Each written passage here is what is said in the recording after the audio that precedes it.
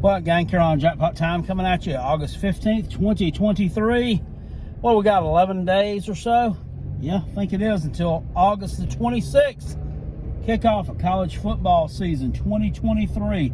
I'm so excited I'm here for it. Now, there's a lot of you naysayers out there. Well, the real season doesn't start until September the 2nd. Look, just because your team doesn't play on August the 26th, don't ruin that for the rest of us. I understand that 90% of your team don't play, mine included. But some college football is better than nothing at all. We got 7 games going on that weekend, and I'm really looking forward to it. So the AP and coaches polls have come out, and people from here and yon have asked Carolina Jackpot, reached out to me on Twitter, tagged me on Facebook, just bothered me with text messages. Carolina Jackpot, when are you going to speak on the Coots getting snubbed in the top 25? Ha, ha, ha. What do you think about that? Well, here's what I think about it. I don't think they got snubbed. South Carolina finished up, well, they didn't finish up. They were placed, I should say, by the voters in the others receiving votes category in both those polls. They were 2 spots out in both those polls. So, effectively, they were ranked 27th. In one poll, I think Texas Tech actually was the 26th ranked team, and the other one, it was Iowa. Iowa was actually ranked in the AP poll, but not in the coaches. I'm going to tell you what, I'm kind of surprised that South Carolina got that much recognition, just to be brutally honest. And if you guys have watched my channel long enough, you'll know that I'm not a sunshine pumper, I'm not Pollyanna, and I'm a glass half empty kind of guy. There's something to be said for being a little bit pessimistic, though. You don't get that upset and you don't get that disappointed when things don't go your way, when in fact they go the way that you kind of expected them to deep down. South Carolina is not going to get the respect of the national media until they start being more consistent and doing the things that they need to do to win winnable games and beat teams that they should be beating. I don't think that the national media is sold on Spencer Rattler. I don't think they trust him. And if I had to put my hand on a Bible today and talk to you about it, I'd tell you I don't trust him either. I really don't. What I saw the first 9-10 games last year, it was kind of depressing at times. For someone who's been playing college football that long. Yes, I know Marcus Satterfield was a horrible offensive coordinator. That does not throw your field vision off that badly. It does not throw your mechanics off that badly. Something was not clicking. Something clicked the last 2 games of the season. Thank goodness. It salvaged what could have been a shitstorm. However, if you want to rewind things and just look at last season, if South Carolina had played well enough to beat teams, Missouri and Florida, both teams that I feel like South Carolina was better than, you could have had a very special season. You could have been 10-2. The Arkansas thing was an outlier. Arkansas was a better team week 2 than they were week 11. I don't want to hear, oh no, they were that what they are, what they said they were. No, Arkansas was a better team. They lost almost all their secondary to injuries by that point in the season. They just fell apart. They were a good team in week 2. I don't know that you'd have won that game. But we're not here to talk about last year. We're here to talk about 2023. And you've just got to get more consistent, guys. More consistent across the board. If this team is not able to stop the run this year, they're not going to go anywhere. And I'm not speaking from some college football philosopher's standpoint of I've studied the game in depth to be able to see that. All you have to do to be able to see that is have 2 eyes and a television set. to see that South Carolina can't stop the run and they can't run the ball. And I think that's another reason why South Carolina was left out of the top 20. They can't run the ball. Okay, they didn't run the ball well last year. And this year they return, I think, 100 and something yards worth of rushing. Kind of scary. Maybe 300 and something yards, maybe from Juju McDowell's. I mean, you were a second-year guy. I mean, should have had more yards rushing than that. So I think that the Gamecocks kind of caught a lucky break getting as many votes as they did. But just looking at the rest of this AP poll and the coaches' polls, I'm just going to kind of focus on AP and tell you what I agree with, what I don't agree with, and what is just head-scratching to me. Of course, you know, you're both of them are pretty much the same. It's Georgia, Michigan, Ohio State, and then Alabama. Kind of surprised that Alabama's ranked 4th over LSU when everybody's been ditching on Alabama all offseason, isn't it? Coaches poll and the AP poll participants kind of think probably along the same lines I do, that Alabama's not going to be as bad as you think. Florida State over Clemson, ranked 8th in one poll, Clemson ranked 9th, and the other one, I believe they're ranked 9th and Clemson 10th. Sometimes you got to show it to everybody first, right? You got to show it to everybody. They haven't shown that they're better than Clemson. They got blown out by Clemson last year, and I know the final score was 34-28, but Clemson was beating you by 20 points going into the fourth quarter. They kind of let up a little bit and allowed you to score 2 fourth-quarter touchdowns. Clemson, that was their fault. They shouldn't have allowed you to score those 2 touchdowns. They should not have allowed you to score those 2 touchdowns, especially as much as that's kind of a little bit of a rivalry there. I don't know why they couldn't keep their foot on your throat, but until you've proven that you're better than them, I don't think that you should be ranked higher than them. I don't really give a damn what you brought in from the transfer portal. I don't really care what your little Richard Gere wannabe looking head coach has done. I don't really care, Florida State. I think you're overrated. Notre Dame is ranked 13th in the AP poll. Seems a little bit high to me, just based on what they did last year. You know, yeah, you had a good showing in that bowl game, but I don't know. You know, probably the last half of the season last year, Notre Dame did play pretty well. So, you know, I don't know. Maybe 13th is fair. Coaching wise, I'm just still not. I'm still not sold on Marcus Freeman as being a good head coach. We'll have to see how that pans out. And I don't want to hear, oh, they beat your team last year. But yeah, well, half our team was out too. But they did beat us. Notre Dame had some opt-outs too. We have only ourselves to blame for that. You know, I can't say anything about it. Kansas State ranked 16th. I think that's a little low for K-State.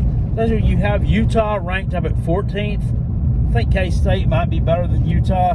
I know they did lose Drop-a-Deuce Vaughn, but they still returned some weapons there. I think they're a dangerous team. Wisconsin ranked at number 19. Kind of surprises me. It seems like everybody is beating the Luke Fickell drum that Wisconsin's going to be some really, really good team this year. Now, I don't know.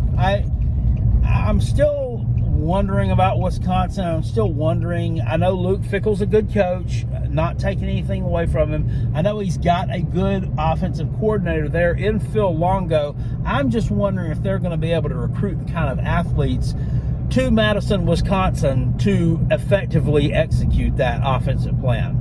I don't know. It's been a 3 yards and a cloud of dust ground and pound team for so long, and that culture is just so ingrained there.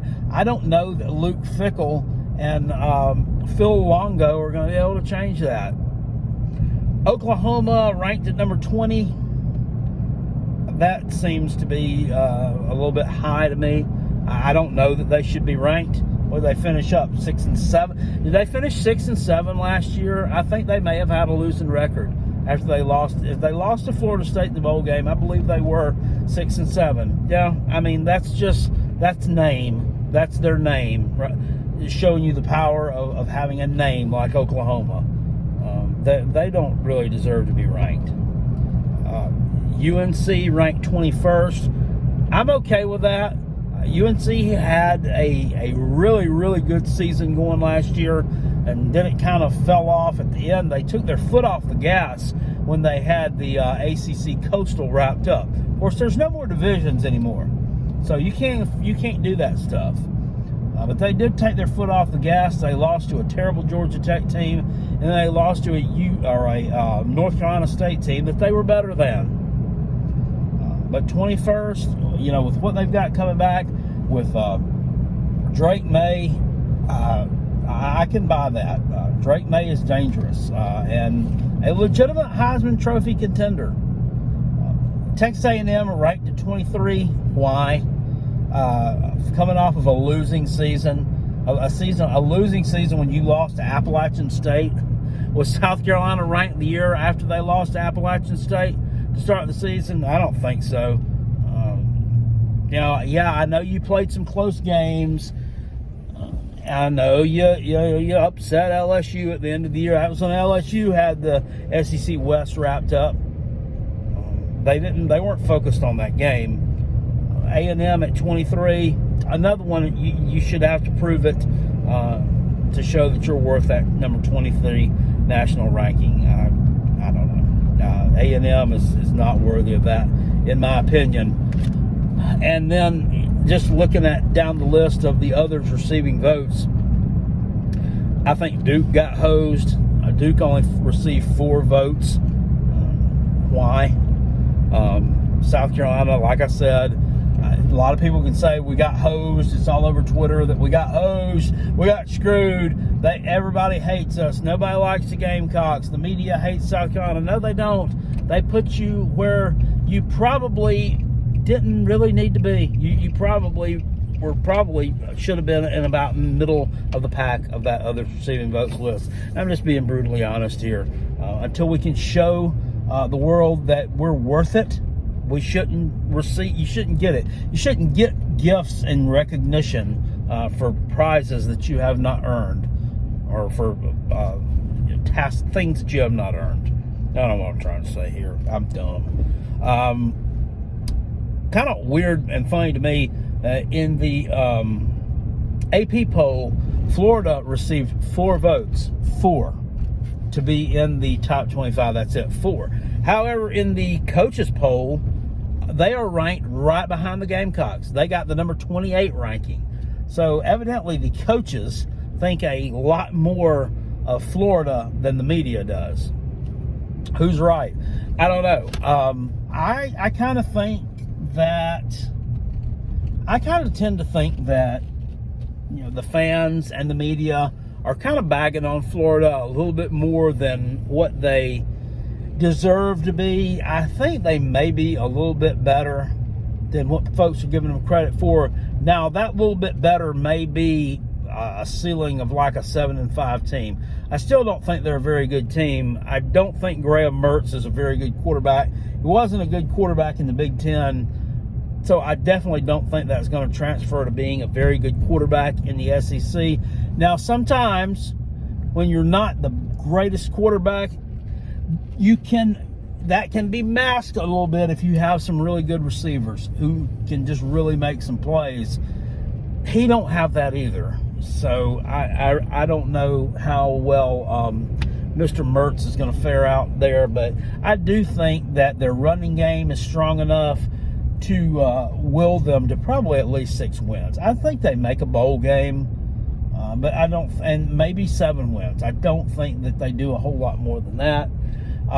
You've already heard me say that I'm pretty high, or I said it on my live show the other night with Rob. I'm pretty high on Kentucky this year, and that takes a lot for Jackpot. Kentucky is not one of the teams that I readily give praise out to, but I've looked up and down their roster, and they've got some pretty good pieces coming back.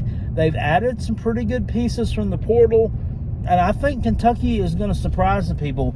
If Tennessee steps on their own, you know what, this year in a game that they shouldn't, I could see Kentucky finishing second in the SEC East in its last year of existence.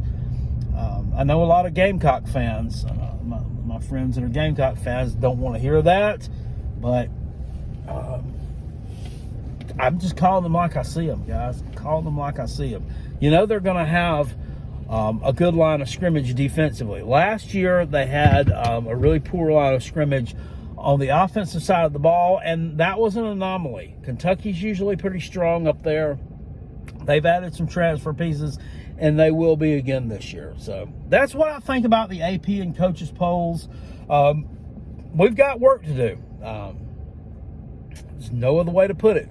If we want to be ranked amongst the top 25 in the country on a consistent basis. I really don't know what else to say there. So, guys, I hope you enjoyed this video. Hit it with a thumbs up if you did. Subscribe to the Carolina Jackpot channel. Check the link down in the description box below. The Callaway's College Football Pick'em Challenge will kick off in 11 days. We've got some good participation in this contest so far. If you don't know what I'm talking about, go rewatch some of my old videos. You'll hear me talk about the Callaway's College Football Pick'em Challenge tomorrow night on the Rob and Kale Show. We are going to roll out the list of folks that are in that contest as of right now. We're going to have a lot of fun with that this year, guys. It's only $20 to get in. This is for the entire year. One-time entry fee of $20. Go check the description box below out for information about that. You can also reach out to me at Hall_Kale. That's C-A-L-E, Kale, like Kale Hall. That's my name, not like K-A-L-E, the vegetable. And you can also reach out to Rob Sanders at ROSanders1979 at gmail.com. That'll be down in the description box below as well. Looking forward to it. I'll talk to you guys later. Appreciate it. Peace. I'm out of here. And go Gamecocks. Spurs up, my toes up, baby. Woo. And go Coach Beamer.